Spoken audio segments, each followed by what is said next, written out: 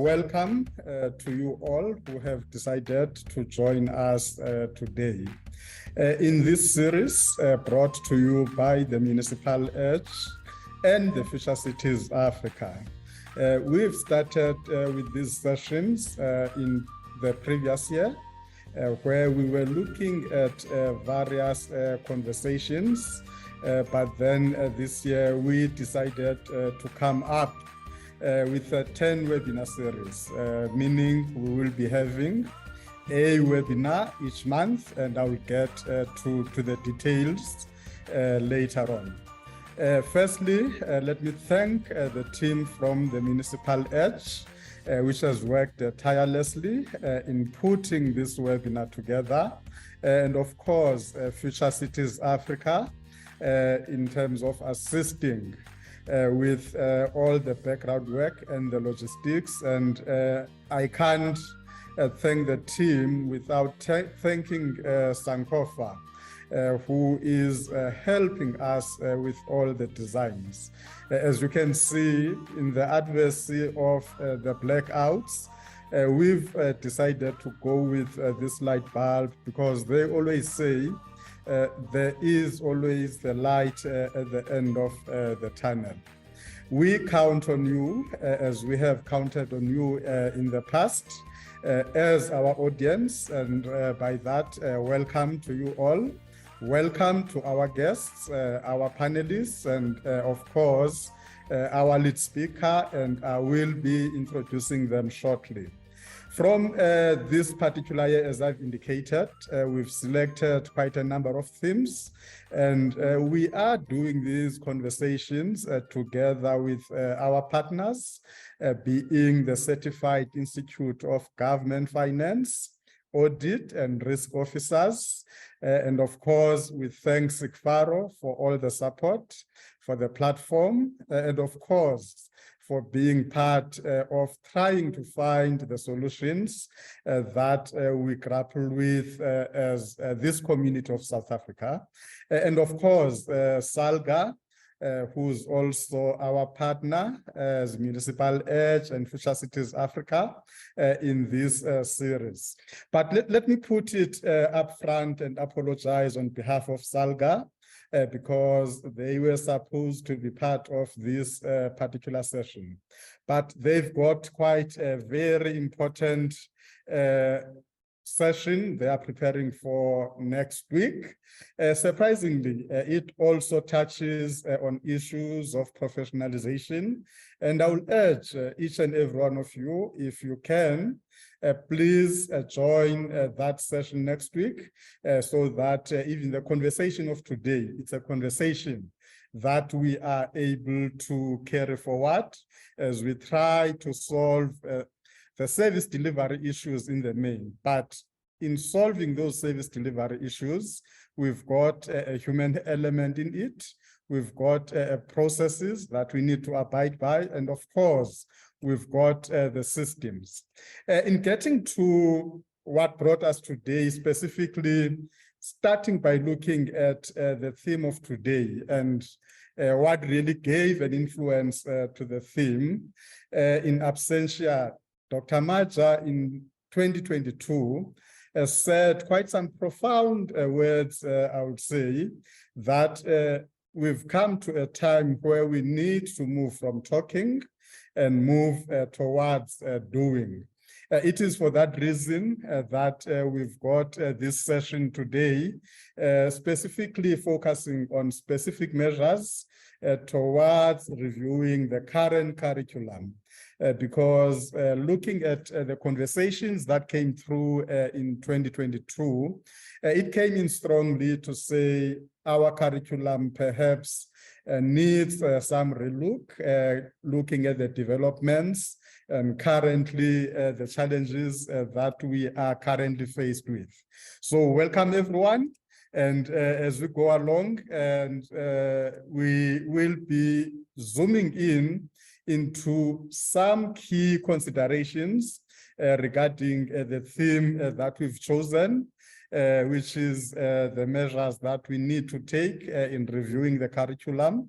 But most importantly, there is a comment that came from Dr. Ndevu of Zonyane University of Technology, who said last year, perhaps as we talk about the review and probably we ultimately revise the curriculum, we need to look at exploring blending the compulsory 1 year in-service training within government departments to ensure that the capacity that we build is future ready to be able to get in municipalities and be in a position to deliver as we would expect of any public servant. And we've got our lineup of guests, starting with our panelists. We've got Professor Zwelinzima Ndevu, who is a director from the School of Public Leadership of the Stellenbosch University, who's also an academic head for the honors in public development and management within the SPL. Just two things, Prof. Firstly, your name. I've got an uncle by the name of Zwelinzima. That brings me great joy to have you today sharing the same name. But most importantly, I've done some short courses myself with SPL when I was in the Western Cape Provincial Treasury. And ultimately my municipal minimum competency training, which I did through SPL. And I would recommend those who can, specifically the municipal minimum competency training. It's one of the greatest courses that you can find. But perhaps as we talk about the review, Prof, those are some of the areas that we will be looking at to say, of all the courses we have, how do we then try to package them for the future that we envisage? And secondly, we've got Ms. Singaram, who is an acting executive in the strategy and planning from the local government sector education and training, which we often call LGSETA, who is also pursuing her doctorate with the University of the Free State. And let me say, Ms. Singaram, looking at the topic that you are pursuing, it is likely to come up with some of the solutions, because we tend to sit as these technocrats and then we leave the people who matter most, which is the public. And hopefully, as you start your inputs, you'll briefly touch on the focus area of your topic or the theme that you will be covering. And lastly, we've got our lead speaker from, I would say, our esteemed partner as well, which is the National School of Government. Dr. Maja could not be here, but he said to us, I've got Denise, who is more capable than myself in leading in this particular conversation. Denise is the Chief Director, Curriculum Support and Trainer Professionalization at the NSG, who will be taking us through a presentation this morning. It's the presentation that will stimulate our conversations this morning. It's a conversation that will lead us to what next, because as we complete this session of this morning, we need to be clear, if we talk about the review of the curriculum, exactly what is it that we are talking about? What is it that we need to do to actually achieve some sort of a revised type of curriculum? As Denise is warming up, I decided to just take some few extracts from the registrations that we have received, because we have asked you, the audience, to ask questions that you might have. And this morning, I'm asking the audience to continue contributing through our chat box. If you've got any questions, we've got the Q&A function, or any other comment in our chat box, it will be welcome. Then in between our speakers and guests, we will take some of the questions. But through the registrations, I picked up 4 areas that were intriguing to me, of which our panelists, as they engage, they also need to touch on some of these. And I will request the team also perhaps to put those questions, if possible, to the chat box for us to have an insight of what came through, of which one of them was, what is in the curriculum? We talk about the review possibly, and ultimately the revision, but what is contained in the current curriculum? I believe our speakers will try to just elaborate on that. And there was also another interesting one. What's this professionalization that we are talking about? On this one, I will refer perhaps to our very first series of 2022, where we're talking about professionalization. We've got a nice 2-hour recording available in the platform of Future Cities Africa, our partner, as I've indicated. It begins to unpack the professionalization that we are talking about. But again, we've got esteemed speakers this morning who will definitely touch on that question. Thirdly, audience is saying, we are hearing you talking about this professionalization. How do we then ensure that we do not leave the counselors out of these processes that we are embarking on?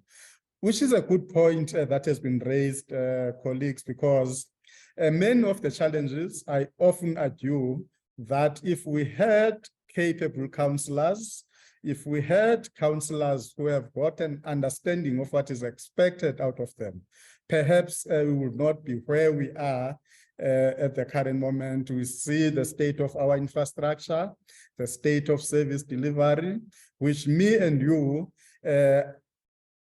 often we wake up concerned. If it's not load shedding, it's when you drive, the potholes that you need to negotiate with on the road. Yet we've got counselors who are supposed to be intermediary between us as citizens and, of course, the officials within the municipalities. So, my fellow panelists, this is something that we need to explore, to say, yes, in the mainstream, we focus or tend to focus on officials, but I know there are programs designed specifically for counselors. But on the professionalization side, what is it that we can do to ensure that even our counselors, we don't leave them out in the professionalization conversations? And lastly, is why are we so caught up with professionalization when really the people who need the services or service delivery are out there? And I'm throwing it to the panelists as well, but I can attempt to respond to that, to say, the state that we see is exactly what we are trying to address through professionalization, because there is that feeling and understanding that if we don't fully professionalize or ensure that every official who is entrusted with service delivery is belonging in, I'll say, a professional institute. And again, given our partners, SIGFARO, they are there to close such gaps. But again, it's to prepare the skills that will be able to deliver on the services, but more so, and it's something that was also deeply discussed last year, to say, we've got officials who do not belong to, I'll say, professional institutes. When they do wrong things, who holds them accountable professionally? And I think we still have a long way to go there.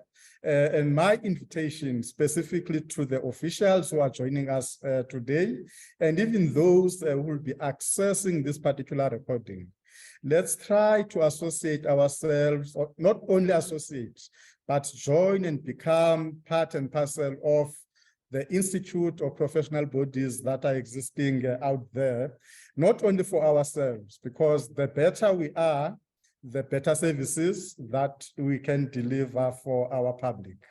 As I draw closer to the conclusion, and I will be asking the team as we go to Denise to pull the first poll question of today.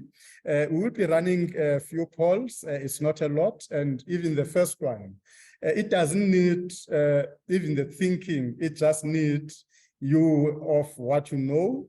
And that question is, do you think the current professionalization environment of public service is contributing to the professional conduct that leads to effective and efficient service delivery?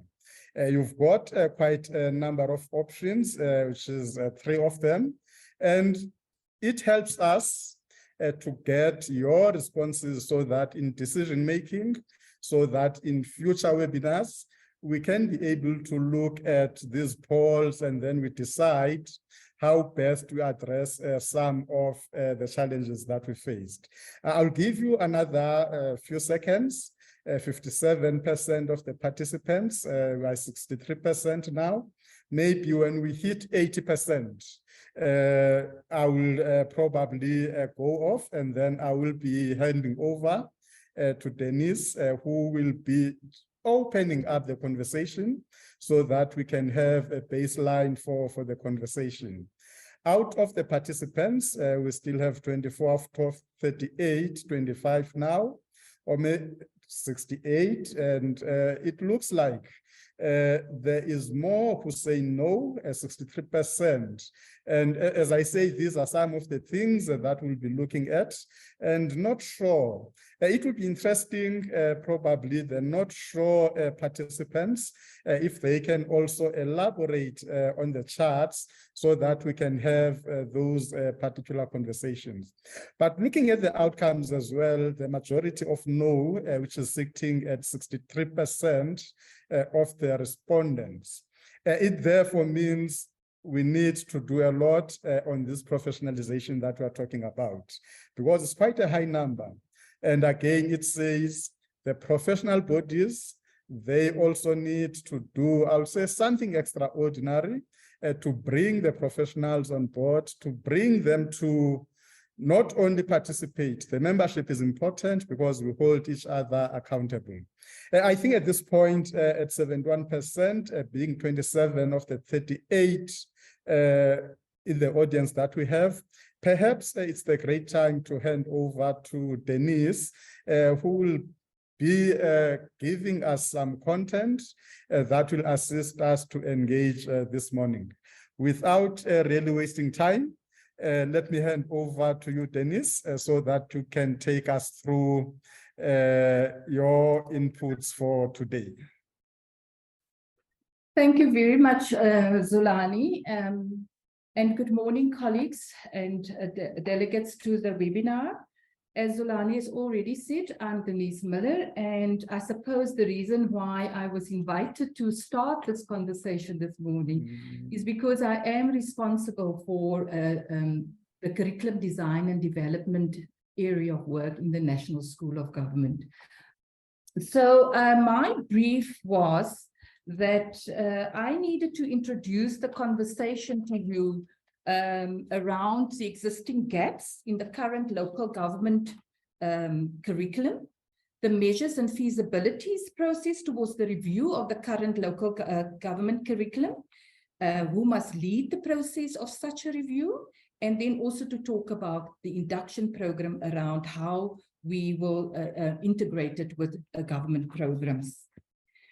So first of all, I think it would be appropriate to start, given the topic, the overall topic of today's conversation, is to start with the national framework towards the professionalization of the public sector. Some of our colleagues here in the session today may have been introduced to the framework already, and some of you may not know about the framework yet. So maybe we use the space and time to introduce you and to then also explore more what the framework could possibly be, mean for professionalization of the local government curriculum. So also, colleagues, I would want to encourage those of you that haven't read the framework yet. If you Google it now, the framework will come up immediately. You will be able to then have access to the framework. Maybe one of the things that I can assure you, I was part of the secretariat for the task team in terms of the development of the framework. And the task team made a conscious effort to focus on the inclusion of local government capacity development in the framework. The framework provides us with an overall direction which we can, or should I want to argue, utilize in the review and development of a core as well as an expanded curriculum for local government. My understanding is that although there are many of us that deliver learning programs, and we know we deliver qualifications, we deliver short learning programs, as well as just-in-time workshops, there's not really a center that holds or direct quality assurance when it comes to the offerings that we all deliver. And I'm saying this because the quality assurance that I'm referring to, there's not a center that holds it in the manner that it is responsive to the needs of the recipients or the needs of the institutions in the context in which we are delivering the curriculum. The current quality assurance, and Josie is here, and maybe she will expand on it when she contributes to this conversation, is mostly focused on achieving approval for accreditation of the learning programs when we offer these as qualifications. It is in this void, I feel, that the national framework could be a key tool or instrument to provide the curriculum review direction. The fact that we now have the framework provides us with the opportunity, a just opportunity, in terms of the reviewing the current curriculum that we are offering. So in terms of the purpose of the curriculum framework, it is really about state reform and to strengthen state capacity.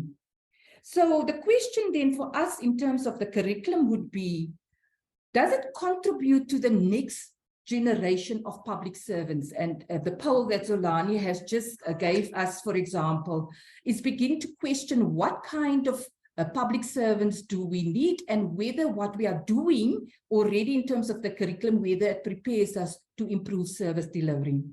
We also would like to begin to look at how we deliver a specialist in the system. Does the curriculum address skills deficit? And how does this curriculum support career pathing or a career of choice, making the public sector a career of choice? When we then begin to look at our curriculum, these are the part of the 5 questions that or areas that we will have to interrogate ourselves with. Therefore, the purpose of the framework already indicates to us broad strokes for learning pathways. So, for example, if we look at specialists, we need to begin to understand what kind of specialist local government requires, and therefore how would the curriculum cater for that. And these specialist pathways, I'm just using this as an example, that kind of detail already we find in the sector skills plan for local government as prepared by the LGSETA. Yeah. So when we talk about the context in which we want to deliver this curriculum, colleagues, the framework argues that obviously we all are familiar with the priority 1 currently on the MTSF. And the priority 1 is absolutely clear. It says that our responsibility as providers of the government curriculum, we need to ensure that we have a human, that we improve or that we provide the human capabilities as well as institutional capacity, so that those that are working in the system have the necessary, can provide the necessary services, and also that they have access to the necessary technological platforms to deliver their work. A very key aspect in terms of this priority 1 is that we want the state to be driven by an ethical cadre of people or an ethical workforce. And we need to begin to question whether our curriculum speaks to that. How is the curriculum designed to enable undergraduates? And so I speak about the whole spectrum, undergraduates, postgraduates, as well as in-service ETD offerings.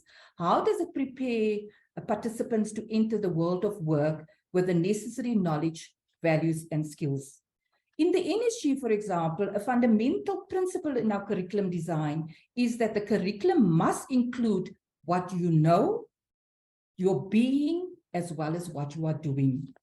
We need to recognize that many of the young entrants into the public sector already, and that I'm talking about particularly now for postgraduate or in-service ETD offerings, often already have post-school academic qualifications, and therefore a curriculum review must consider how to transfer their knowledge and enhance their capabilities to deliver in the public sector or on the public sector services. And this delivery must happen, obviously, as we argue in the context of priority 1, in an ethical manner, and they must make sure that the recipients of our curriculum first of all, the recipients of our curriculum is satisfied with the curriculum, and therefore also the way that they can then deliver the services, the recipients of government services are satisfied. Although the argument may be that this is the focus of in-service ETD offerings in terms of transferring learning to your workplace, I want to argue that yet undergraduate studies and postgraduate studies of the curriculum for the local government could or even should include some elements of transfer of learning, elements of innovation, so that graduates are provided with opportunity to work with the kind of challenges that we all know. I don't have to go into that detail. The kind of challenges that we are facing in local government service delivery, be it in water and sanitation, particularly local government management, automation of administrative services, and even, as we all know, our procurement services. This is particularly also when we talk about local government management colleagues, we also need to understand the context in which managers work at the moment in local government and all spheres of government actually is around the whole notion or the whole practice at the moment about coalition government. And it is a particular a challenge for our managers, and we need to prepare our managers. Our curriculum must prepare our managers. So when in the framework, we then particularly highlight the 5 areas that we have to consider when we look at our curriculum. First of all, we all know that our starting point and the backbone of our curriculum is the Constitution. And also this particular framework, as I already said, the task team was very conscious around the local government needs, but we also include institutions of traditional leaders and the military and police, for example. Then we also need to look at how does our curriculum respond to the requirements of the National Development Plan, especially when we look at sustainable and inclusive development, and we're looking at building a capable state and how do we fight corruption in the state. Then a very important aspect of for us, especially in the way that we design even our curriculum in the National School of Government, is around what skills, knowledge and skills and competence, overall competence, do we build into our curriculum with regard to equipping managers, senior managers around, managing the political and administrative interface. And then, obviously, we all know that our spheres of government, we have an integrated government relations act, and we need to understand how do you support, the development of capabilities to work within such a framework. A very important aspect for the curriculum is around how do we begin to support the meritocratic professionalization of the public sector, and how. So this is from the way that we recruit public servants, and right through how do we do performance management in the sector. It is for us then important that we, in terms of how we design our curriculum, we need to look at what are the inherent legislation and systemic requirements, and how the the curriculum can then contribute to that.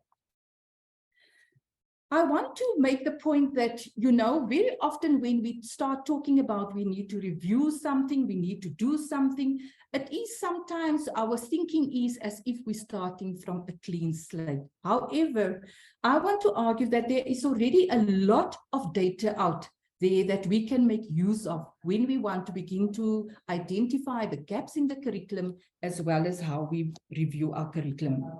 These diagnostic reports that are already available, that's existing in the system, and I want to argue that it will be prudent for us to see how we use this, and so that when we look at the review and we look at redesigning our curriculum, how it can be responsive to some of these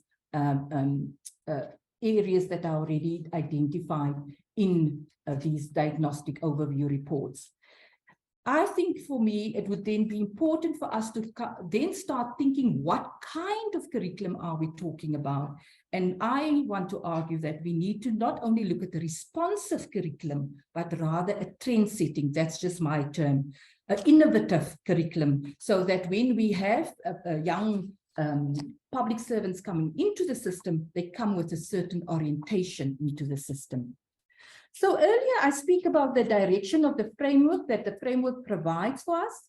These objectives provide more clarity on that direction that I spoke about earlier. The review of the curriculum has to interrogate how the curriculum contributes to the professionalization of the local government sector, how it adds or strengthens the occupation in the local government sector, how it realizes the collaborative nature of delivering the curriculum, because we are a spectrum of service providers of the curriculum in local government.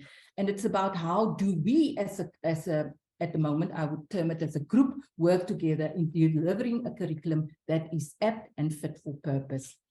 And how does the curriculum address meritocracy in the way that we require it in the system? So, for example, when we talk about that, when we look at leadership, it's about how in one of the weaknesses in our system, and I think we all may want to agree with it or not, is about how do we enabling institutionalizing, for example, consequence management in our system. And I'm thinking even our current curriculum is quite weak on that. The framework is detailed in the recommendations with each pillar and the implications for local government sector. If you go into the framework, colleagues, you will see there are particular recommendations, but from recruitment and selection right up to career progression. And in each of those pillars, you will find that there are specific recommendations with regard to local government. So I'm not going into detail about that now. So when we talk about professionalizing the public sector, it was important for us to then identify or define what it is that we are talking about, so that we can have some collective understanding of what it is that we are talking about, and also using such collective understanding then to influence our curriculum. So those are the three areas that we then made sure that we wanted to identify. We looked at professionalism, what it means. We look at the profession, and we look at professionalization. So it was also important for us to think about how we can enter government, and at this instance, the local government, and how you can then carve a profession for yourself or in the system in terms of the work that we're doing in local government.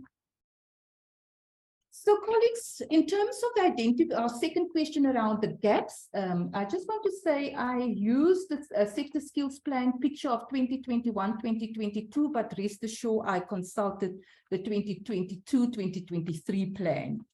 So when we begin to consider the gaps in the current curriculum offerings in relation to professionalization, then we do not have to start from scratch, as I already said, as there are already a number of reviews. And I put a subheading here, as you will see.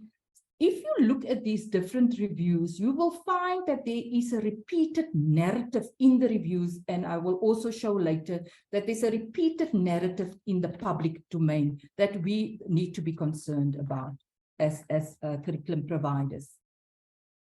So we have, so already, as I indicated here, that we have the annual AG reports that are coming out. We have the annual sector skills plan prepared for us by the LGSETA, as well as if we look at the diagnostic review report that asks the question, particularly why after 25 years of building local government capacity, improvements to performance appear to be minimal.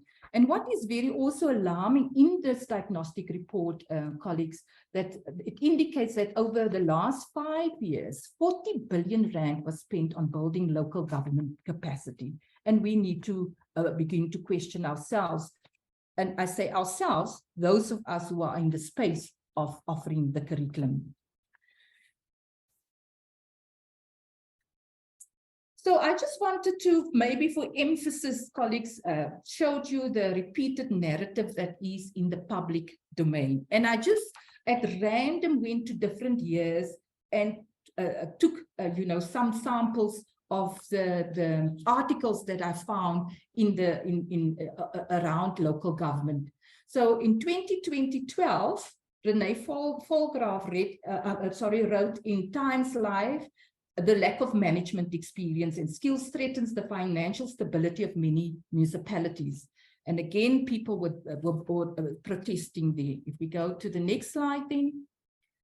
In 2021, the narrative is exactly the same.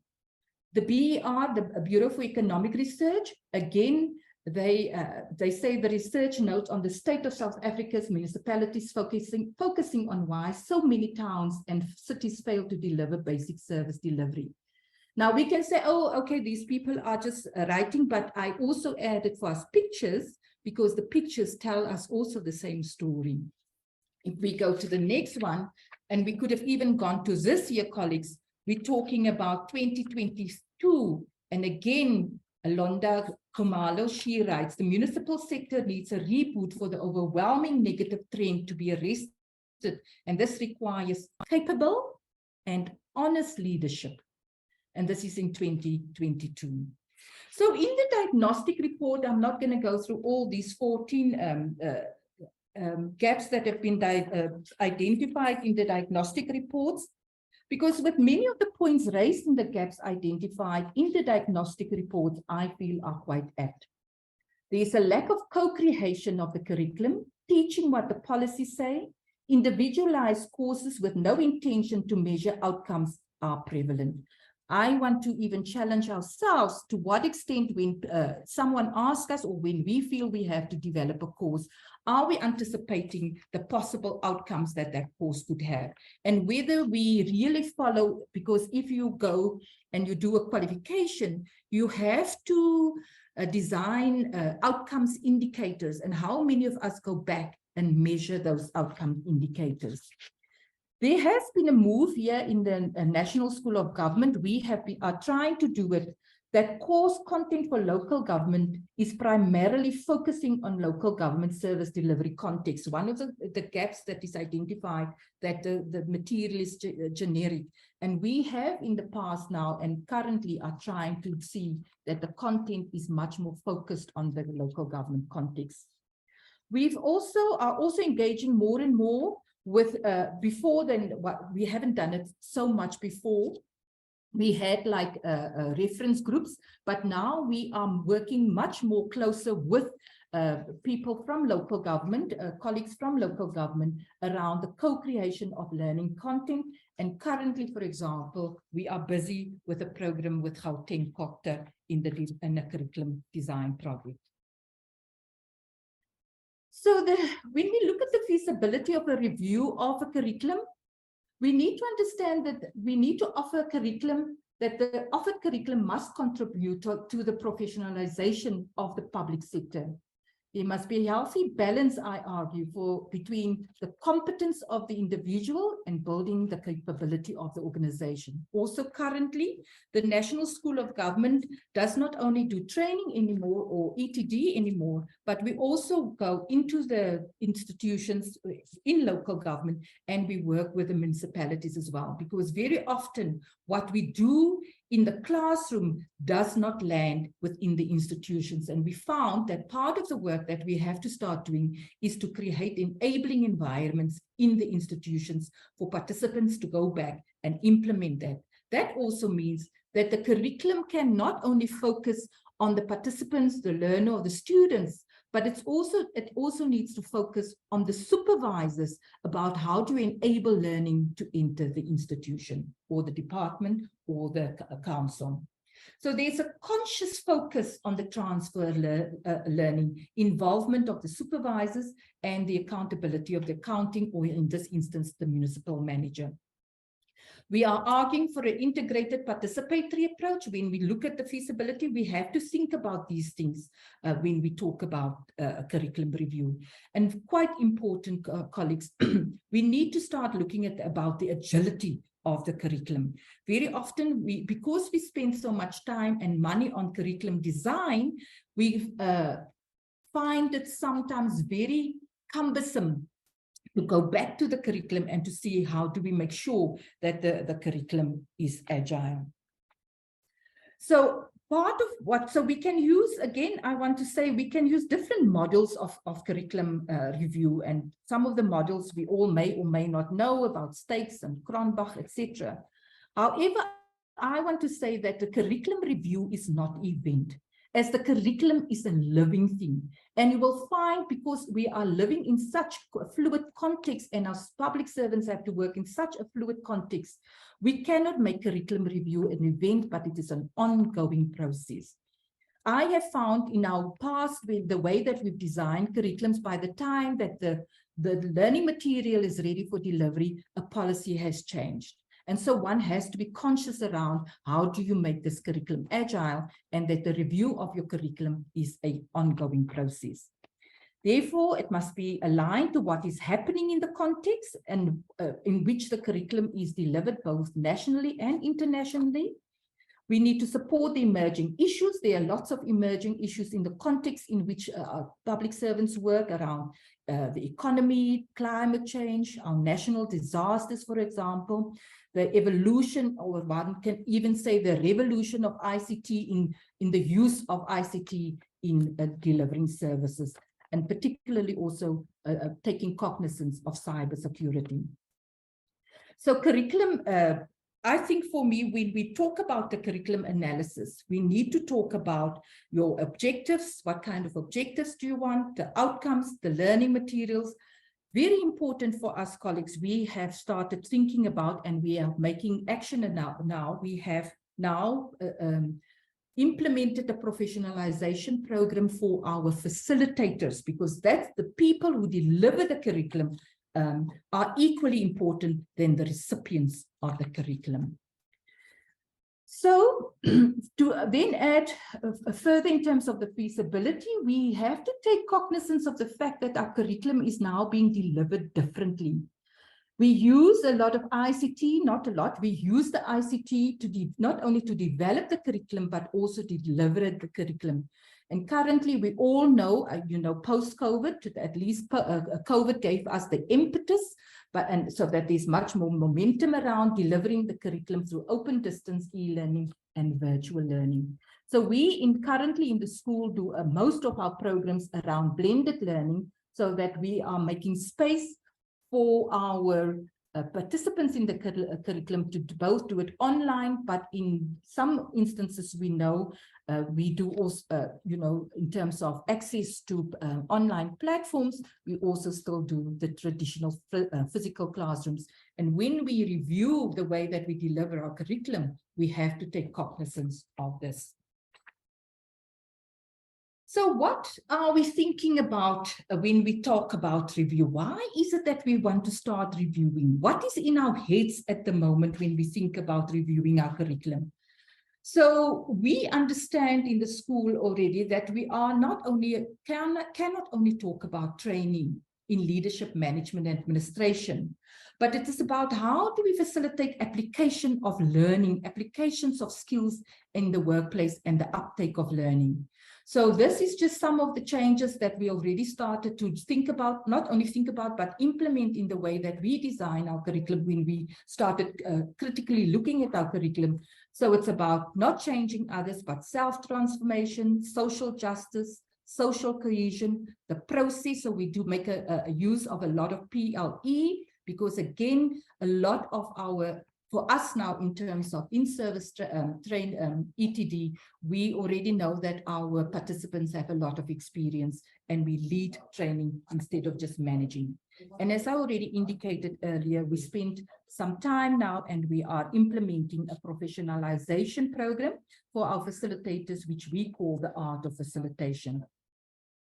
In focusing on what we can and begin to develop into criteria for continuous review of our curriculum, colleagues, we obviously then have to take cognizance of the 21st century required competencies.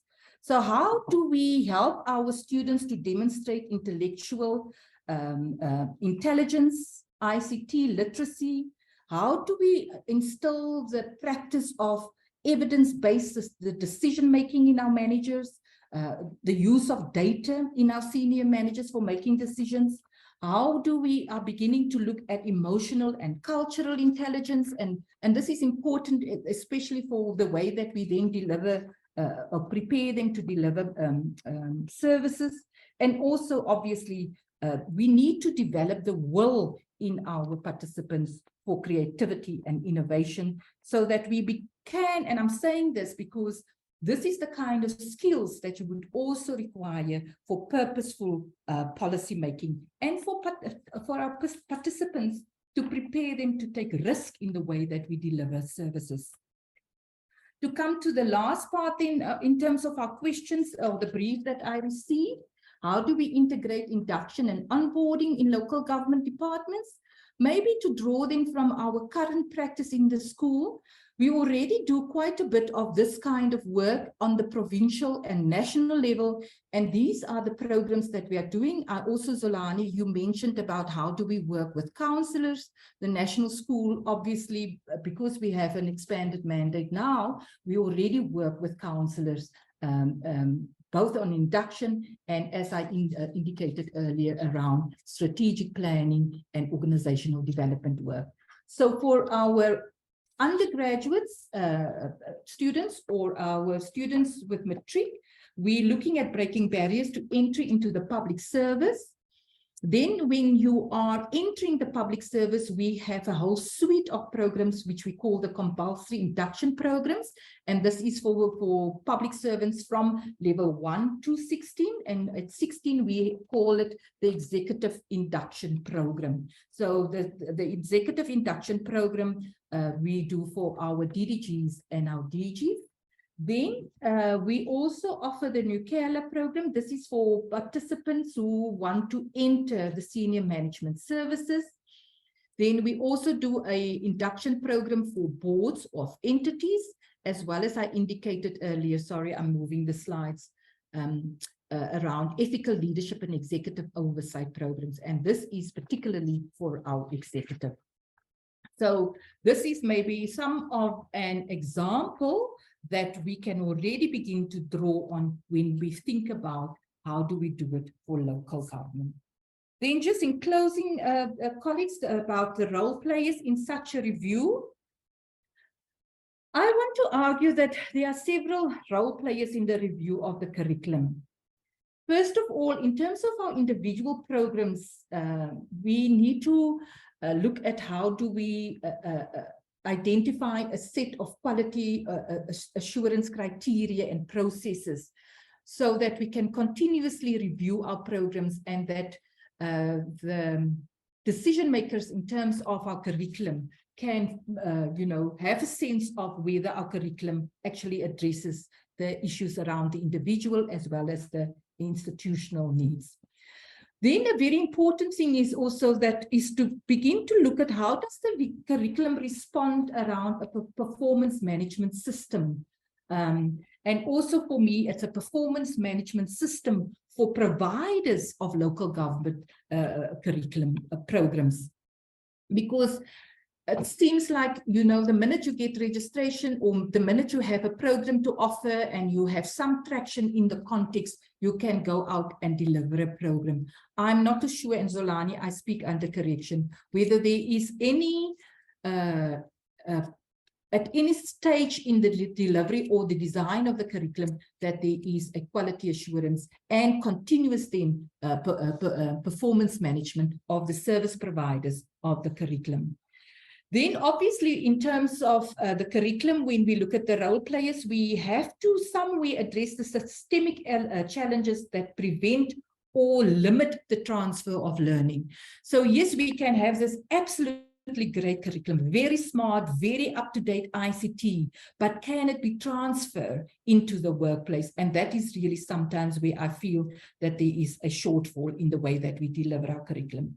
I argue that when we look at SALGA, and even in the framework, it is argued that SALGA must adopt a framework for implementation in local government. That is what the professionalization framework recommends. And then I'm saying in terms of who holds this, this process of curriculum review, I would want to argue if we are saying that we're talking about co-creation, we then have to recognize the role that the institutions that either commission us to do the curriculum for them or ask us to do the curriculum for them, that they then manage this process. And I'm putting forward that we look at COCTA as well as LGSETA. COCTA works on the measures to ensure that there's uniformity to the quality of learning programs. And please, colleagues, when I say uniformity, I don't mean everybody must do the same, but it's uniformity in terms of standards and quality. And we introduce, in terms of LGSETA, introduce a rigorous process for recruitment, selection, training and development, and consequence management on non-performance of the providers of the curriculum in the system. So for me, one of the areas that we can also begin to think about, Zolani, when we talk about the curriculum for the local government, is how do we begin to even use our cluster to advocate for the curriculum and the kind of curriculum and the kind of criteria that we want to measure our curriculum against. So just in conclusion, in terms of the professionalization framework, colleagues, as part of realizing a capable state, we are on a drive to rebuild the public service through promoting lifelong learning, improving skills, and providing the necessary orientation to entrance to the public sector. And then there is obviously an expectation that the framework obviously proposes a strong emphasis on merit-based recruitment and appointments, that we do integrity testing. That is one thing that the framework proposed. These are institutional aspects, but it has an impact on how we then prepare, for example, the heads of department to take up tenure and the curriculum development for ongoing learning of public servants. And there is an expectation that the framework will be implemented across departments and state entities. Thank you very much, Zolani. This is my introduction to the session. No, thanks a lot, Denise. And if we were in an in-person type of a setting, you will be hearing a round of applause in terms of your delivery. There's one thing that I want to, I won't say lesson or respond to you, but it's also something that I believe in the charts that there has been a response in terms of the quality assurance that you have referred to. When we had one of the conversations in 2022, we had, as part of the panel, Dr. Pillay from the Durban University of Technology. And he raised quite a pertinent thing, that there is an advisory board that looks at putting the curriculum together. But one of the things that he expressed was that junior officials are sent to the meetings of the advisory board, which then stifles some sort of decision-making. And I think as we have this conversation, as we agree and resolve on who must lead the review, it is also important on who becomes a part of that process and what level those officials should be, because when we talk quality assurance, then on the other hand, we delegate junior officials to serve in these structures. Perhaps that's where the problem is starting from. As we warm up to Professor Ndevu, and there has been some questions and comments that have come through. I will be requesting my panel of guests just to go through some of those because we're going to take Professor Ndevu, who's going to take us through. And then after Professor Ndevu, it will be our second panelist that will also, based on what Denise has outlined, we will then have a conversation. And again, Prof, if during your input, there are some of the questions, comments that you feel to expand on or respond on. I am giving you that opportunity to also touch on those. Welcome, Prof. Let me hand over to you. Thank you very much, Zolani. Good morning to colleagues. More special good morning to my fellow panelists, Josie and Denise, and all the colleagues that have joined in the platform. I think firstly, let me make this disclaimer. I think I do agree with Denise that we are starting from a 0 point. If colleagues from SALGA were here, they would agree that a few years ago, they actually issued a document that was talking to professionalization of local government with a clear framework. But as to whether they have implemented that document, I really don't know. So they would have helped us in dealing with that. I want to firstly contextualize this discussion of professionalization in local government and follow in Denise's eloquent presentation that helped me as well to understand. I think local government is faced with a formidable array of social, economic and environmental sustainability and digital challenges, transformation challenges that they're faced with. There is no denying that these challenges are hampering the performance of local government, irrespective of the interventions that have been done. And Denise talked about over 40 million being spent on interventions at local government. Nothing has really helped in improving the situation for the better. One would have hoped that at this stage, when we talk about curriculum review, we will then talk about ensuring that we understand, we better understand the challenges that are facing local government in order for you to review a curriculum that exists or even developing a new curriculum.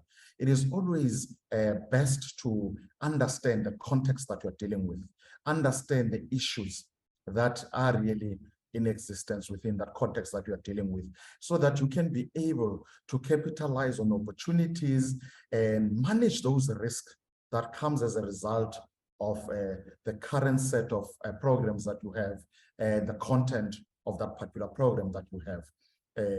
One would, of course, need a curriculum review that looks at ensuring that it builds a capable local government that is ethical, that is accountable leadership grounded on constitutional values, who can envisage and co-create, as Denise correctly indicated, a positive future for local government. This is both politicians, councillors, and also administrators at that level that would be able to appreciate this space. That would allow you to have a set of competent individuals that are able to think forward, individuals that would be solutions orientated. So you have a set of individuals that would understand what is expected of them. And as a result of that, they are adaptive to situations and they are very innovative. And the curriculum must ensure that the ultimate goal is to produce candidates of that caliber, administratively and also at the council level. You would then, once you have done that, you would have created an intellectual foundation. So a curriculum would have helped you to create an intellectual foundation that would help you ensure that you are able to implement evidence-based policies, programs, interventions that needs to be done. So they will be informed by these, and the people would be context sensitive, because that's also very important, that a curriculum must be able to address issues of case studies, practical intervention.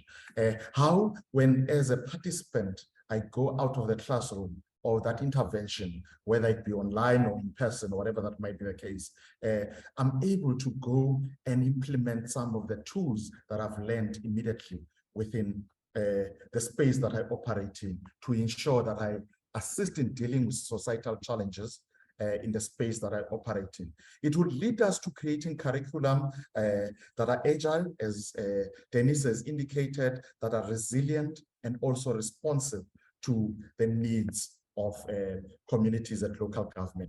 I do think that, and this is a proposal I want to put forward as I'll be discussing the implementation later on, is that your curriculum must focus on 4 things. If you are reviewing a curriculum, you must ensure that it focuses on people, it focuses on the economy, it focuses on the environment, and the unavoidable issue, it's also politics within the space. That must also deal with issues of digital transformation, the issues of governance, leadership, and ethics, as were indicated earlier on. If you don't deal with those issues, whatever curriculum you come up with, whatever intervention you put in place, will then not succeed. So in people, you look at social sustainability. The program that you put in place, how does it ensure that it empowers officials to be able to, on a daily basis, develop programs, develop interventions that will deal with social ills within the community? How they are empowered to do that? How they ensure that they are able to do some of those things in a manner that would respond to the need of the community? The issue around socio-economic issues, as I've indicated earlier on, and all these areas that I've indicated, you need a system that will be able to address those issues. And that system must be informed by a curriculum that has competencies for the future. So a curriculum must deal, yes, with current issues that we're experiencing, but must have the foresight to look at competencies for the future. So when you develop a curriculum, when you look at the content that should be in the curriculum, and when you look at issues of what should be the intervention, what should be the skills that people in local government have, should look at also the competencies for the future, as we know that we. I think the issue of data science, understanding digitalization is very important for people, so that you can be able to extract data to use to respond to needs of communities. So your curriculum must then be informed around that. Your objectives and your sub-goals for each module that you have in your curriculum must talk to some of these issues. There must be tangible things that one would look at in terms of these issues that I deal with. I think the importance of having this would also be in the implementation process. We can talk about the process in developing programs, and some of us who are working in universities might find that very easy.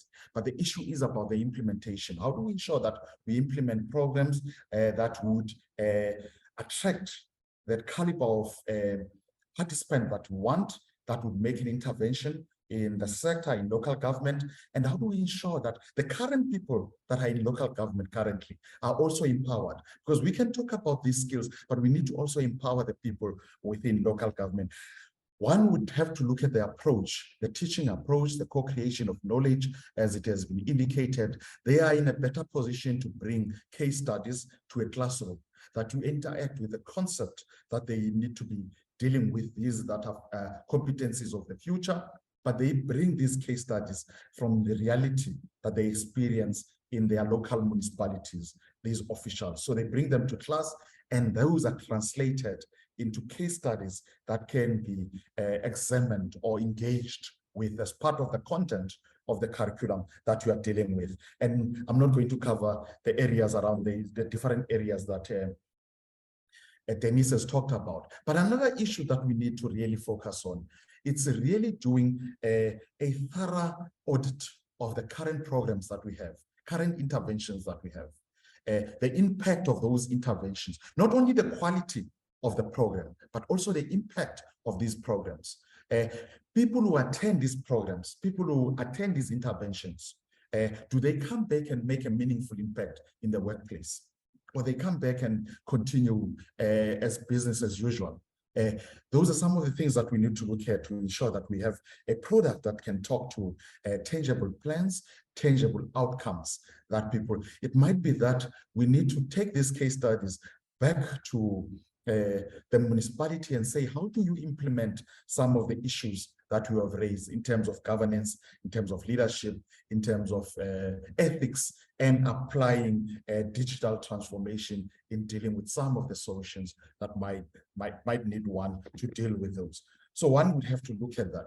And I think also the curriculum that we should talk about should be a curriculum that you can articulate, so that a person can start at a particular point, but it leads to that particular individual. There's continuity in terms of the intervention. You look at the lower level, what are the interventions that are required, and then we build building blocks to get to the highest level, the executive interventions that we talked about earlier on. But there should be building blocks. We should ensure that there is some form of accumulation of learning from one to the other. It builds up to the other, less complex to more complex case studies that one deals with, to ensure that you move from pure theory to practical, to ensure that there is also application of the work that needs to be done. It will, in that sense, you would create expertise that are resilient, expertise that understand what needs to be done. So you would create those kind of expertise within the organization itself that would be fit for purpose, in my view, that would be ready to take on the task that is before them. Also, Zolani, you talked about programs such as the MMC.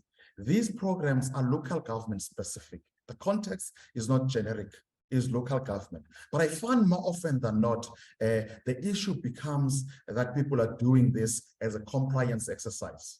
To just that I've done it, I then have a certificate, or I then have whatever outcome that I get. And from there is no accountability. By accountability, I mean going out there and implement what you've learned in class, in your space that you operate in. So the interventions that we make should lead to us being able to make interventions in the workspace that we operate in, moving from what we have today, from the known to the unknown in terms of the implementation. So those interventions of that nature are important, but we need to also review the content, and we need to bring a number of stakeholders. I've seen in terms of the stakeholders that Denise talked about, if you take this municipal minimum competency program, you also need to bring national treasury, because it focuses on finances, how you manage finances in local government. And when you bring that component, you need to get case studies and input from that stakeholder who can then help you in ensuring that is done, that we have covered everything in the skills that we want to develop. I think the issue, we can overemphasize the issue of merit, people being appointed in positions in terms of merit, and we can, that is a very important thing. That creates, of course, competition. The unintended consequences of that would be that it will create competition, but it should be healthy competition if there are interventions that are geared at empowering people to be able to do what is expected of them. Universities, in the space that they sit in, they are not, I think they are not exposed. We are not really exposed to some of the things that happens at local government on a daily basis. But if we partner with the SALGA, with LGSETA, with other stakeholders that operate at that level and have do a regular skills audit, do regular interventions and all of that, we are able to develop a curriculum that is responsive to the needs of the space, the community, and also the practitioners in that space.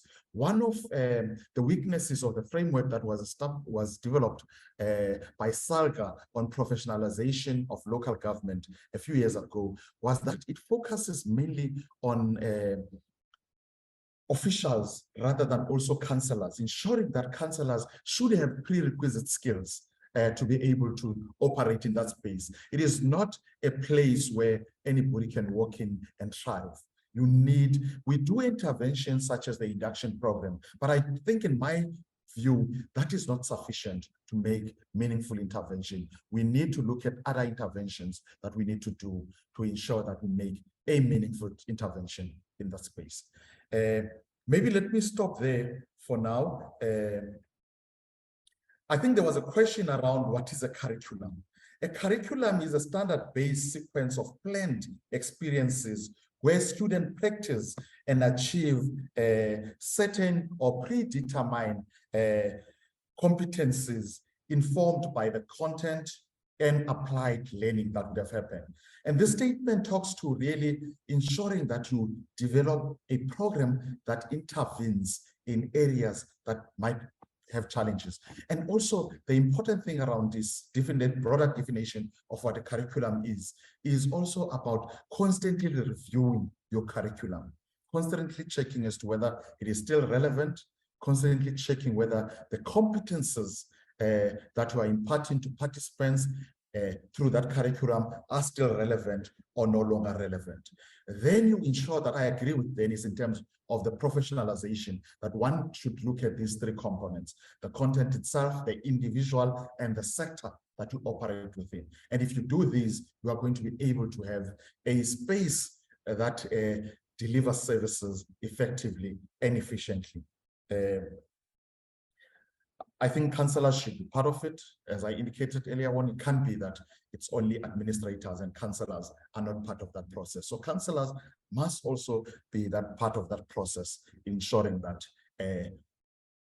professionalization is done. Maybe let me stop there, Zolani. For now, I may come back if there's a need for me to come back. No, thanks a lot, Prof. If it was up to me, I would be saying now we can stop here in terms of this session and start allocating responsibilities on who must do what, because both yourself and also Denise, you touched on what I wanted to hear from my side. Firstly, to say something we all know, yes, the current curriculum, it really needs to be looked at for various reasons. And I was in a session earlier this week with one of the public management schools in our country. And what came through there is, because I raised the issue of the curriculum, even in that platform, to say, what is it that can be done? And it was clear to say, we talk of ethical leadership. And more often what we do, we produce the graduates, they go to the field, and then we start training them on ethics and everything else. How about the curriculum itself can embed all these, I would say, requirements? We talk of soft skills. Communication, yes, we all do communication in terms of our line of work, but what type of communication when we go to the local government sphere, to be specific? What type of as I've indicated, the soft skills that need not to be, by the way, capacity building initiative, post-qualification, but as the students undertake their undergrad or even postgrad studies, those need to be embedded. We are all coming from communities. How about we take all these that we are talking about, like ethics? You don't need a school to teach you ethics. Now, if you get to the system being an ethical person, definitely, as you progress through your career, ethics will not be an issue. But now we struggle with ethical leadership. And even currently, my observation, I might be wrong, when we talk of ethics, it's always ethical leadership. As a public servant, I must be ethical. It cannot be that for me to be ethical, let me first ascend to a position of leadership. Then we start to talk of ethics. We will have conversations, and I've noted your comments, your questions from the audience. But as we go to Josie, and there's one thing that I would like you, Josie, to touch on, which has also come from Denise in terms of who must lead this revolution of reviewing our curriculum? Because my interest today, together with the team at Municipal Edge and Future Cities Africa, we've been talking about professionalization. We've been talking about the curriculum. We agree that there are gaps. But as Professor Maja has said last year to say, we've been talking, let's act and do what we need to do. But before we get to you, Jose, or perhaps let's get to you as part of the contributions, then immediately thereafter, we will be having another poll.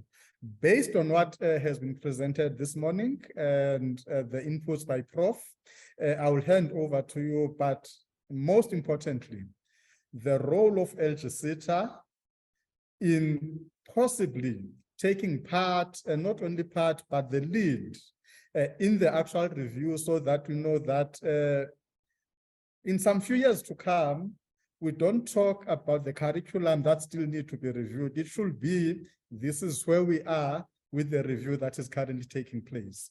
Over to you, Josie. Thank you very much, Zolani. Sorry, apologies. I'm using my phone because we have a network problem at work. But a very good morning to you, Prof. Ndevu, and thank you very much, Denise. I'm just going to start off first. I really appreciated the comment, Denise, when you said curriculum is not an event. It's a living process. And I think, we're very good at being event planners in the country, hence why implementation becomes such a challenge, also because we work in silos. So I think just to articulate, before I articulate the role of LGSETA, I just want to contextualize the professionalization framework and in regard to the municipal staff regulations, as well as the senior manager regulations, because within those regulations, there are competency frameworks. And I think that it is important that we do have things in place, but we need to review it. And I think we often review things in silos without looking at the synergy, because we've been speaking about leaders, we've been speaking about managers, and then we have public servants. I think one of the things I noticed in the municipal staff regulations that came out in 2020, which speaks to public servants below the senior managers, is that is the cohort of public servants, but also leaders need to be public servants as well. And I think, that dichotomy between the political and the administration that has been articulated, we need to look at the synergy. But I think one of the complexities of local government is that the service delivery areas span, I think I like to talk about the 9 broad service delivery areas, which includes, as you indicated, Denise, the water and sanitation, the energy, the town planning, the roads, the human settlements, the safety and security, and all those aspects. And within each of those realms, there's professions. So we need to understand the complexity of this professionalization within local government because of those broad service delivery areas. But then at the level of public servants, you have professionalism, things that are aligned to the likes of Batopili. And I think the other thing is that within the context of new municipal staff regulations, they talk about service orientation as well as learning orientation. And I noted that, these particular things also, as you indicated, Denise, we need to find ways of how they become real in the workplace. I like the idea that you indicated, Prof, around the audit of programs, not just from impact, but quality. And I think that becomes important. So within the audit of programs, remember, we have the National Qualifications Framework Act, and we have the 3 components, which is the schooling, the QCTO, and higher education. So, you asked who should lead this. Each of those 3 areas are important. So we can't just talk about undergraduate programs as well as postgraduate, we also need to look at how we support high school learners to think about local government as the career of choice. As local government SETA, you know, for this year, we are supporting a new initiative of high school learners to look at, you know, the key curriculum, so that when they exit at grade 12, they can already think about, you know, the options going into different career choices. But I think the other opportunity that we have with this framework is to look at the synergy and relationship with the municipal staff regulations, because in those regulations, it talks about the role of, you know, having a strategic human resource management framework or strategy at the level of the municipality. And within that is embedded human resource development. And you indicated that at the beginning, that we have, you know, the human component, the processes and the systems, and we need to look at that as a coherent whole.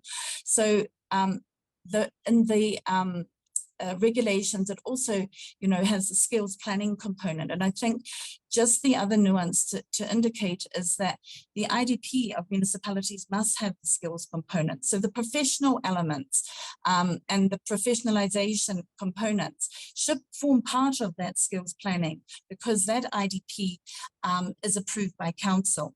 And I think the other thing just to highlight in the staff regulations, they also articulate the occupational streams. So we have an opportunity to look at those occupational streams aligned to those 9 broad service delivery areas as well as support functions, to look at the context of learning pathways. And I think that becomes an important opportunity. Yes, we do have generic competencies, but I think local government has very specific contexts, and even within the specific context, you have metropolitan, you have district, and you have local. And I think, you know, now with the district development model, which, you know, supports integrated intergovernmental relations, context becomes more and more important, looking at how municipalities must support the local economic initiatives and the economic sectors within those districts. So coming back to your question, you know, who should lead? I think that, you know, as the local government SETA, you know, we are responsible for working, you know, with our stakeholders, and particularly the QCTO, around identifying, you know, the qualifications and need. And I think that this framework and the municipal staff regulations provide that opportunity now to look critically at, you know, what the focus should be, which qualifications, but we mustn't do it as an ad hoc in a silo form. We need to look at the pathway itself. And I think within that also, we need to think about the packaging of skills programs. I always find that, you know, there's more flexibility within the higher education realm, you know, working with identifying skills programs that can be approved by the Senate of the university and linked to qualifications, and appointing cases, the one that we worked with Professor Ndevu with the HRD for Good Municipal Governance, which was a skills program we implemented over 3 years, you know, in the local government sector, but it was aligned to the diploma of public accountability. So it becomes really, really important that when we identify particular needs, that we look at the relevance of the program. And, you know, when it comes to councillor development and from the political realm, you know, we already know what those competencies are in terms of their needs. The question that was posed some time ago, you know, do they require qualification or not? And we've recently met with stakeholders to address that issue and the QCTO, because we need to make sure that we look at particularly the soft skills needs for the councillors to be able to equip them to cope with their responsibilities and committees. And if it is a component within a broader qualification, then that identification, you know, needs to be determined. And I think that the other thing that becomes important, you mentioned around quality assurance. You know, yes, there are processes where for accreditation of providers, there are quality assurance measures for accreditation. But I think the other thing around quality of monitoring the learning comes from the monitoring of the implementation of the program. The question is, you know, we get reports, but how are those reports used to inform the quality? So these all provide opportunities. But I just want to go back. I think you asked at the beginning about my PhD topic, and I see that there was reference in the chat around a learning culture. And I think, you know, we've looked at where we've been hearing about the importance of the curriculum, you know, and we've invested a lot of money over the years, and yet it's not really yielded in terms of the intended result to feel the impact at the level that is required. It's in patches, but it's not in a coherent whole that we can honestly say that, you know, this has now led to improved service delivery. So I think, you know, the organizational learning culture of municipalities and government as a whole becomes critical, because when we look at the Auditor General's, you know, recommendations, they're often picking up the same issues. But the question is, where is the issue of improvement and review and learning from the previous year to affect those changes? So the learning culture, I think, becomes critical. And that's why I'm stemming from the course that I did at SPL with Prof. Ndevu. You know, my PhD topic is looking at towards an organizational learning culture to support delivery in South African municipalities, because I believe that, you know, based on the Skills Development Act in 1998, it indicated that every employer should create an active learning environment. But the question is, yes, we have training, yes, we have workplace-based learning, but what is the learning culture at the level of the employer to be able to support learning? And I think often, you know, I always believe that after any training, if anything is not implemented within a short space of time afterwards, it doesn't get implemented. So the other thing is, I think that whilst we're talking about the formal components of learning to support professionalization, we mustn't forget that non-formal, informal learning is equally important on a day-to-day basis within the context of the work. And how we use that as a basis for solving challenges in the workplace.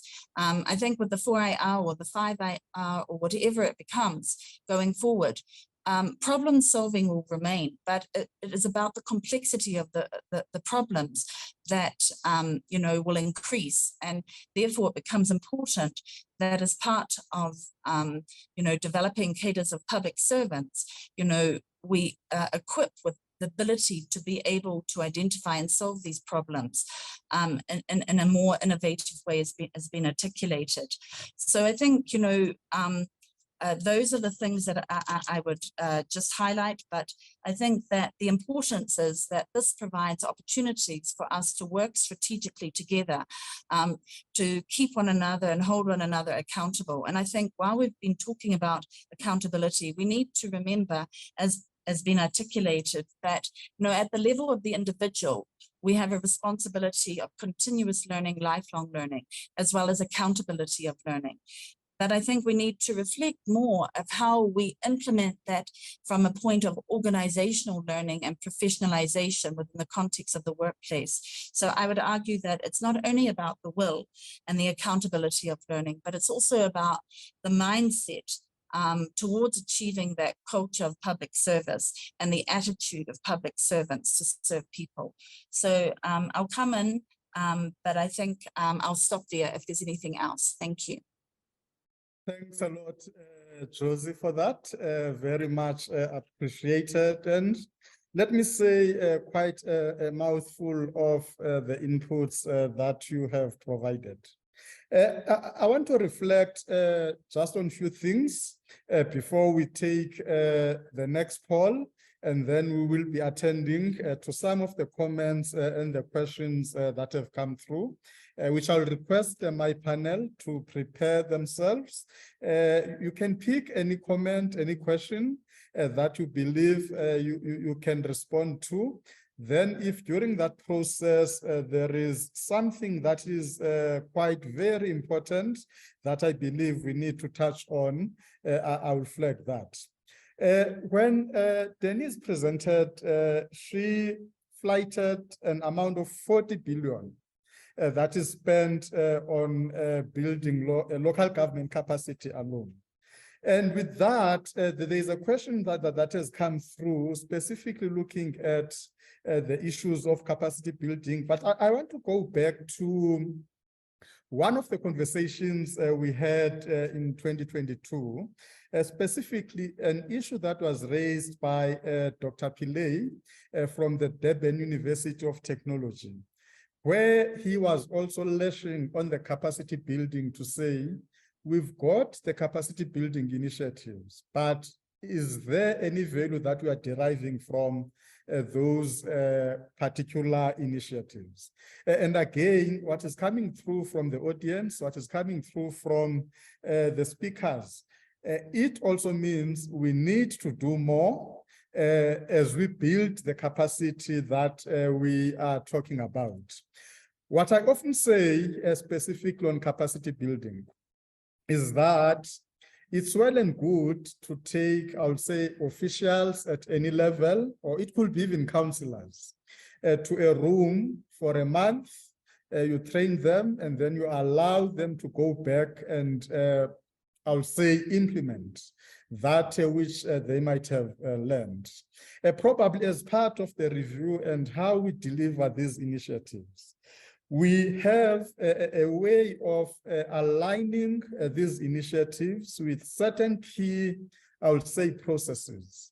For an example, if you train councillors on planning and budgeting, it would be better for a training of that nature to take place when that activity is taking place on the ground, to ensure that what they learn immediately they are able to implement as they perform their duties and responsibilities. That's just one area that I wanted to reflect on, as we will be going back to our guests for them to respond to some of the questions that are coming through. Most of them have been answered through the inputs that have been provided, but as I've indicated, we will take probably those few that still need further attention. We've got 25 minutes left, so we will be using about 20 minutes of that time to look at that. If you can, then on your side, just reflect the next question of the poll for the audience to participate. And specifically, this one is to the public servants. Whether are you a member of or subscribing to any of the existing professional bodies such as Singaram? And there's a reason for that specific questions. As we talk professionalization, what I have discovered is that not every public servant knows of the existing bodies that one can subscribe and contribute to in order to be a member. Looking at the responses, we've got 8, which is, okay, let me wait until you vote, because we've got yes and no, and more of you, the graph keeps on changing, say yes, we are members or subscribing to some of the professional bodies. But I'll still be concerned perhaps about the 40% or 44% that I see currently of the respondents, of those who are saying no. Is it a question of the institution not really pushing the issue of professionalization, or is it a personal choice to say, I do not want to be part of any professional body? My experience, and I'll talk about myself when I was still in the public service. Sometimes that subscription gets limited to certain, I would say, officials. It's either according to ranks, or it's according to, as I've indicated, those officials who want to take it upon themselves to be part of these professional bodies. And out of 41 participants, we've got 19, which is 46%. And I think for the interest of time, we will need to move. But again, the overall 58% of those who have voted, they say yes, and still the 42% that said no, it's still for me a major concern, and I believe it is up to the bodies that are existing to go out there, to make themselves known, and also to ensure that they relay the message of why do they exist and all the gaps that they wish to be addressing. So from that note, I think we can stop this poll, but these polls will be sent to all those who have registered so that we can have that broader view of how are we faring specifically if we look at the professionalization itself. Now, as we get to the conversations, and I will be asking my panelists to turn on their cameras, because this is where the conversation will be starting. There were questions that were posted in the Q&A function. The first one coming from Duduzi on how do we instill consequence management to the political office bearers who secretly intimidate executives into executing their hideous acts. Now, consequence management, I think let me start on that one as I hand it over to my panelists to probably provide some inputs.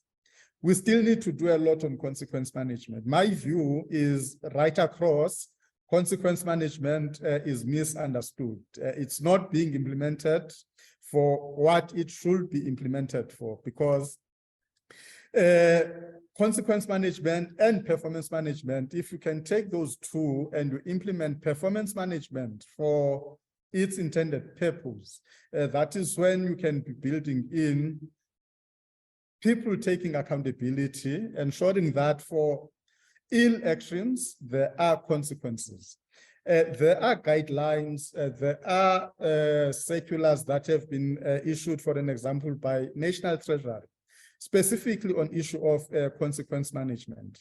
But if you've got, as you say, to do that, those at the top are the very same person who influence the fact that we don't have people doing wrongdoing facing consequences. You have officials who fail to deliver according to what they are expected to deliver on, but you look at various financial reports, the very same officials are getting performance bonuses. So for me, those are some of the things that are not really matching or adding together. But as we deal with that, I'll hand over to any of the panelists just to briefly, I'll say, enlighten us based on their own experience, the issue of consequence management. Are we getting it right? Are we getting it wrong? What is it that we can do better in terms of ensuring that the true spirit of consequence management is actually implemented broadly within the public service? Yeah, I'll give it a go. Okay. I like what you've said, and I'm going to start with the performance management and changing the culture within the organization. And I think that's what the municipal staff regulations have highlighted in terms of ensuring that there's a strategic human resource management strategy, and within that is the aspect of human resource development and how it's supported. And I think with human resource development, it's not only about the individual, it's about the relationship that you build. Hence why culture becomes important in the way that you support the type of public servants and the vision of the organization. So the relationship between the public servant, the manager, and HR to enforce that. But I think With consequent management, often, we find ourselves so busy with tasks that we must be diligent in ensuring that we address the issue of consequence management and not just leave it. So we must be consistent in the way that we apply it and also thinking about the remedies. But it all comes back down, I believe, to the organizational culture and how we implement the processes and how it's led and how it's managed by the various role players. I'm just going to leave it there. I think I agree with Josie, her input on these matters. But maybe just to add, I think the challenge with consequence management and what she talked about, the issue of consistency, is the ethical dilemmas that it brings.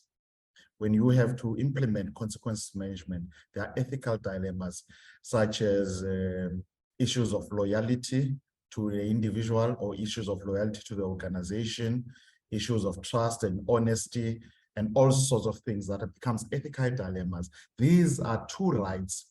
You have to select the one that you need to implement. And managers, in most cases, in my experience, my colleagues in the panel are practitioners. I'm not a practitioner. But in my experience, looking from outside, is that managers would rather prefer the easy way out, which is not implementing it because of these dilemmas that comes in with ensuring that you have, you deal with issues of consequence management. Then the performance, I think one of the things that we need to do is really understand why we do performance review, performance management. Why is it important? To understand the status quo, to understand where we want to be and how we want to get there. Should not be a punitive process, should not be a process that we're afraid of because there are certain negative connotations associated with it. So you want to understand what one should be doing, what interventions should be in place, and how do we ensure that those interventions are progressive. By progressive, I mean that it helps organization to achieve its predetermined goals. It also helps the individual to see their shortcomings and improve on those shortcomings. And if you do it that way, you are able to get people to buy in that process. Thank you. Thanks, Prof. I seem to be back. I'm not sure whether you can all hear me. For some reason, I've got some connectivity issues. Okay. I might have missed some of the inputs because I got disconnected when Josie was making her inputs. And again, it talks to the realities that we are faced with, specifically if we talk about the technological world that we are in, together with the technological advancements. There was a question in the chat that came from Anthony. Whether is the School of Government only available to government staff at local government? And I'll hand that to Denise, but from my understanding, it is broadly available to the public service in general, and not only limited to that. But as we get to that question, there was also a comment by Mr. Jagala, and maybe let me put it to this forum that he is one of the people who contributed to that I am today. At some point, he was my boss and a great boss at that. His question is, how does the amendments of the Municipal Systems Act enhance professionalization of local government? Do we think it is enough that it is applicable only to managers reporting to the MM? And he further says, from his perspective, he thinks that that is a shortfall, and we need to ensure the enforcement of the compliance. I'm not sure, Denise, whether you will be able to probably take those. And we've got our, I would say, avid attendee in the audience by the name of Mr. Terence Arensa. Welcome, Terence. We always appreciate your questions and comments, and so as many questions that come from the audience. Over to you, Denise. Thank you very much, Zolani. So I'm going to answer the first question and then the second question partly, and maybe Josie can continue with that. Because just to say to Anthony, yes, Anthony, we're working in all three spheres of government, and we're even currently working with traditional leaders as well as community development workers, because we also understand that as public servants, we need to support community development workers with the local projects that they run in their communities. So remember, the school is now also governed under PAMA, which allowed us to extend our mandate to the public sector. We're talking now about us working in the public sector, and as maybe you've noted in my slides, I've even indicated that we are working with public entities as well. The way that we are beginning to work to look at how do you transfer learning into the workplace is to engage in organizational development activities within the individual institutions. Maybe just to say that. Already in the professionalization framework, and Josie can add on to this, there was a recognition that we have to re-look at the Municipal Systems Act, because as there are some limitations in the Act with regard to how, in terms of the target audience for the professionalization, but also in relation from recruitment and selection, how do we do that? So maybe Josie, you want to add more on that, but there was already recognition that we need to revisit the Act in relation to professionalization. Sure, thanks. I think, you know, with the Municipal Staff Regulations Act that came out in 2020, it's in the process of being implemented. It started last year, the 1st of July, it's continuing through this year.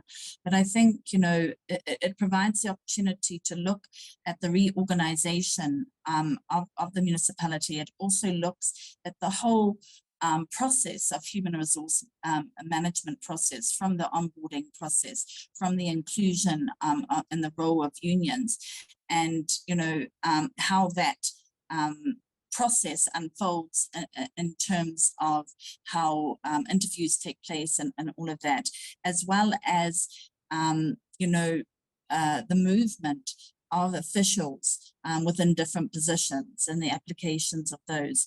And I think that the only dilemma that I see is the relationship between the municipal staff regulations and the senior management competency framework. I think because the senior manager municipal competency framework came out 2014, that particular framework, you know, has some shortcomings in it, and in the future, I think would need to be reviewed, because the management, you know, plays a key role at executive level in terms of setting the tone. And when you look at the municipal staff regulations, that relationship in terms of the notion and concept of a public servant, and the relationship of how you know the skills planning component and the occupational streams are articulated, becomes important to look at that synergy with the senior managers as well, and likewise thinking about the political realm in terms of councillor development. So I think that there's still some work to do to look at that, but we have you know, a starting point.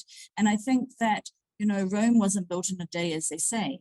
And even though we have all these challenges of water and electricity and thinking about smart cities concept, the process of beginning to implement and change the culture at the level of the organization becomes the platform, because in a 4IR environment, the learning culture and the innovation underpins all of this. So I think that, you know, we mustn't hold back to say, you know, we have these constraints. We must identify priorities. We must know, even if it takes 20 years, where we're going towards in terms of breaking it down, because it's a huge undertaking to ensure that this process is integrated. The integration, not only, I mean, but even within the local government sphere, let alone the other spheres of government. So I think that if we can, look at the process in phases and think about the priorities, that becomes important. Thank you. Thanks a lot, colleagues. And time is always a factor, and we are getting closer to that point of us saying we are adjourning for today. But also to our audience, we thank for the questions that you have given to us, as well as the comments, because what we do with these questions, we take and package them.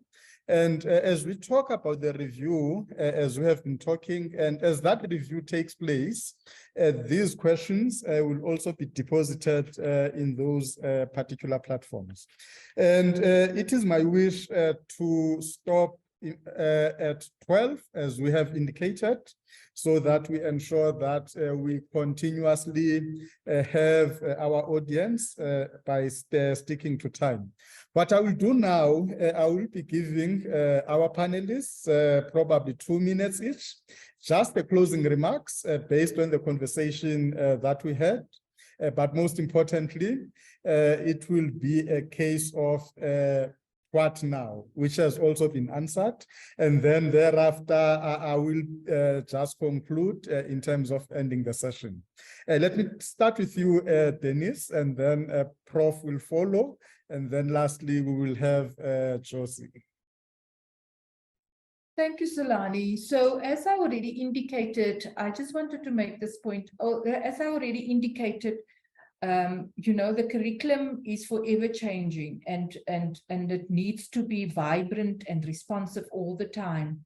So although we are now waiting for this big review to happen of the curriculum, I think as service providers to the local government, we have the responsibility, even because myself, I'm a public servant, so I have that responsibility to begin to already interrogate the curriculum that we're offering.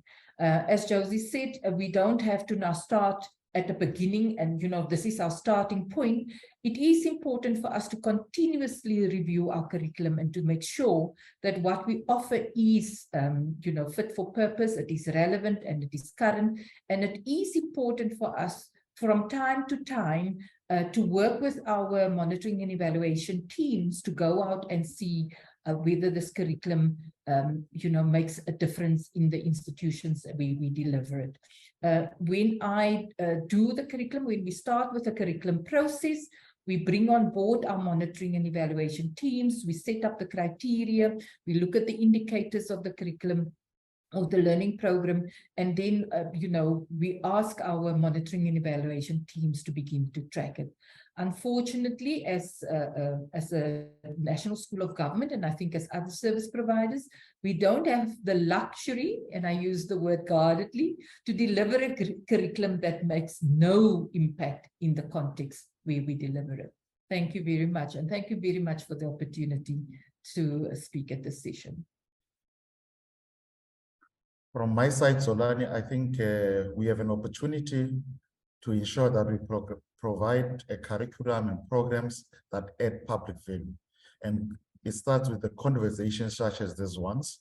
We can move there to start to collaborate with partners that are like-minded and agree on what is the current status and how do we move forward to create programs that talks to competencies of the future. Thank you very much. From my side, I think that we need to forge the strategic partnerships with one another around the curriculum, looking at the different learning pathways around those service areas, as well as sharing best practices in our platforms, at our skills development forums, but also the provincial skills development under the Premier's office plays an important role. The other one I would just like to bring in is PSETA, the Public Service SETA. They look at transversal skills. They would also be equally an important partner in looking at curriculum around those transversal skills. But I think, we must look at not only from an individual perspective, but also balance working with our municipalities in the implementation and supporting that implementation to monitor the impact so that we can ensure that the training, whether it's capacity building, informal, non-formal, or whether it's formal training, that indeed it is making a difference for what it's intended and that it is fit for purpose. Thanks. Thanks a lot to our guests, but before we leave specifically those who are still in the session, our interest is if the curriculum was to be revised, what specific areas you would like to see in the revised curriculum? You can post your answer in the chat, preferably because that's the information we will be collating. And again, what specific areas that you would like to see in the reviewed, revised curriculum? Because we talk about the review, well and good, but as we talk, it's more like we're on this side of the table. It will be great to hear specifically from you as the audience. What are your insights? What are your inputs? As I've indicated, this information gets packaged so that as the journey begins, it is informed specifically by what you say, because at the end of the day, we can't do it and do it only for ourselves. It has to be informed by you as the audience, by you as the practitioners. And once more, I see there are some that are coming through. We appreciate that.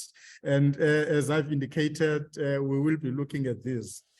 Once more, thanks to our guests, the fellow panelists. Thanks to the audience for being part of these conversations. And again, this year, as we are saying, we are trying to say, yes, we've been talking. Let's try to implement some of those things that we need to take action on to ensure that 3 to 5 years down the line, we've got quite better conversations. But another thing that I would like to say specifically from, I would say, colleagues from academia and other institutions, as we embark on this journey, and it's something that has come through to say there are private colleges or private entities that also are participating in the space of capacity development, which also have curricula of their own. We need to bring all those together. But that's a conversation that we'll be taking out of this session to ensure that, as also Prof has said, let's more be doers and then ensure that we are in a position to change the social fabric of our society. From the team of Municipal Edge, Future Cities Africa, and as I've indicated earlier on, Sangofa in terms of our graphical work. Thanks a lot, and we hope to see you on the 24th of March when we'll be dealing with the next topic in terms of our program for this year. Thanks a lot, and until we see each other next time.